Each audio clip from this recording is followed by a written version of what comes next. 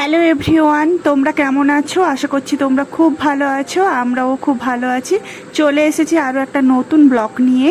মেঘাচারুর সারাদিনে তোমাদের সবাইকে স্বাগত জানিয়ে আজকে ব্লগটা আমি শুরু করছি। তোমরা দেখতে থাকো।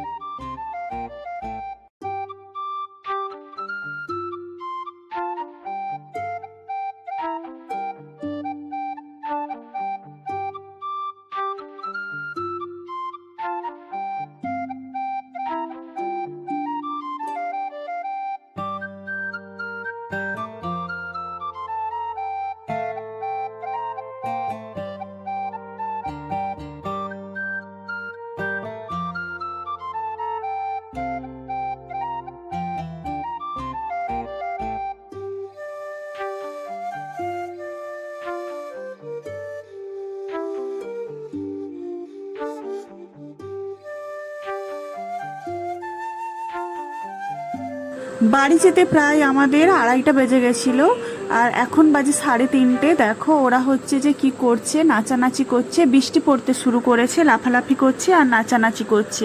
আর ওর বাবা ওদের কিচ্ছু বলছে না। আমার একটু কাজ ছিল, সেগুলো সেরে নিচ্ছি। আর এইদিকে বলছে যে বৃষ্টি থামলে তাহলে তোদের মামা বাড়ি থেকে ঘুরিয়ে নিয়ে আসো, পরের দিন ভোট আছে সেই জন্য।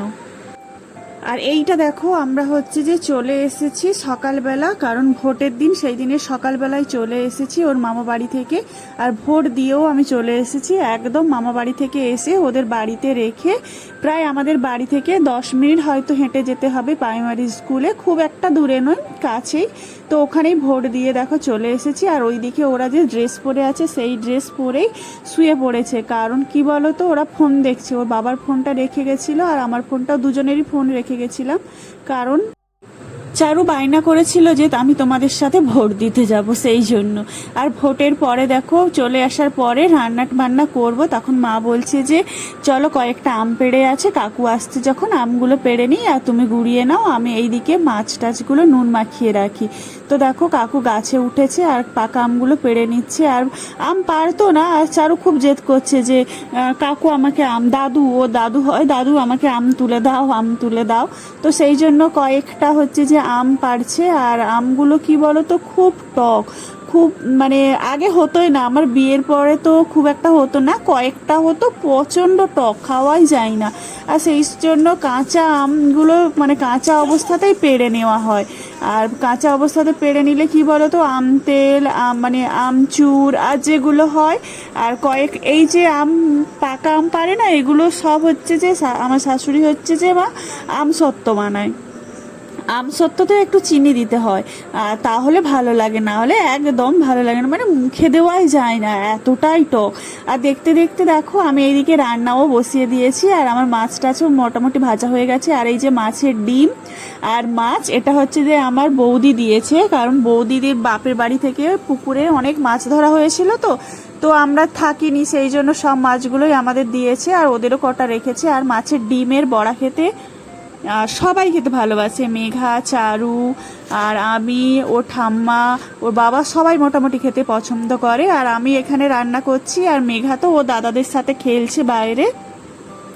চারু খেলছে না, চারু হচ্ছে যে দেখো আমার হচ্ছে পাশেই খেলছে আর ও বাইরে বেরোচ্ছে না। এদিকে আমি ঝিঙে পোস্ত হবে, ঝিঙে পোস্তটাও আমি রান্না করে নিচ্ছি আর খুব অল্প করে করছি। আর অনেক দেখো আমার শাশুড়ি মা হচ্ছে যে ওই যে মোরলা মাছ না, মোরলা মাছটাও কিনে রেখেছে, বলছে টাটকা মোরলা মাছের টক খেতে কার না ভালো লাগে বলো। টাটকা মোরলা মাছের টক খেতে সবাই পছন্দ করে। আর প্রত্যেকটা যে মানে গ্রামে গিয়ে কোনটা খাবো না মনে হয় যেন সব কিছুই খেয়ে নিই। আর শরীর খারাপও হয়, অনেক অনেক রান্না হয়, মানে অনেক অনেক আইটেমের জিনিস রান্না হয়। আর দেখেছো তো কত বড় লোহার কড়াইয়ে রান্না হয় আমাদের, আর উনুনে রান্না হচ্ছে। আর বিয়ের পরে ঠিক এই সব মানে উনুনে আমার রান্না করতে হতো, খড় জ্বালানি রান্না করতে হতো। তখন তো রান্না বান্না জানতাম না, খুব অসুবিধা হতো, সব মানে শিখে নিয়েছি। এখন আর এই 12-13 বছরে আর কষ্ট হয় না। হ্যাঁ হয়তো কষ্ট হয়, কি রান্না করতে কষ্টই হয়, কিন্তু তার থেকেও বড় কথা হচ্ছে যে সবার যে পছন্দ মতো রান্না করি না, সেটার থেকে বড় হচ্ছে যে ভালোবাসা, এটা মানে সব থেকে ভালো পাওয়া, যে কষ্ট হলেও সবার পছন্দ মতো রান্না করছি, সবাই খেয়ে পছন্দ করছে, ভালো বলছে, এটাই আমার সব থেকে বেশি ভালো লাগে। আর এইদিকে দেখো ও দাদার কাছ থেকে আইসক্রিম এনেছে আর ওর দাদা বলছে যে মায়ের জন্য কোনটা নিবি, ও বলছে যে এইটা নেব, তো ওটাই নিয়ে আসছে। আমি বলছি কেন দাদার কাছ থেকে নিলি কেন, আমাকে তো ডাকতে পারতিস, যে মাকে ডাকছি মা নেবে। আর রান্না বান্না খাওয়া দাওয়া কমপ্লিট, এটা হচ্ছে বিকেল বেলা আর সবাই তো আসবে, দিদি জামাইবাবুরা সবাই আসবে। এটা কলা পাকা ছিল, সেই কলাটা দিয়ে আমি একটু বড়া ভাজা করছি, কলার বড়া ভাজা, সবাই এলে খাবে। আর ওইদিকে দেখো লুচি হবে আর হচ্ছে যে মটর ভিজিয়ে রেখেছি, ঘুগনি হবে। তো এটাই সেরে আমি হচ্ছে চলে গেছিলাম বাজার করতে। আর বাড়িতে তো সেরকম কিছুই ছিল না, বাজার করে নিয়ে এলে তারপরে রান্না বান্না হবে। সেই যে তার জন্য বলছি যে এইটা একটু করে এগিয়ে রেখে দিয়ে যাই, তারপরে এসে তাহলে সুবিধা হবে। আর মাকে বলেছিলাম যে সব মশলা করে রাখতে। দেখো বাজার করতে গেছিলাম, তারপরে আর ভিডিও করা হয়নি। আর অন্ধকার হয়ে গেছিল, কারেন্ট ছিল না, সেই জন্য। তো কেমন লেগেছে তোমরা অবশ্যই কমেন্ট করে জানাবে। তোমরা ভালো থেকো।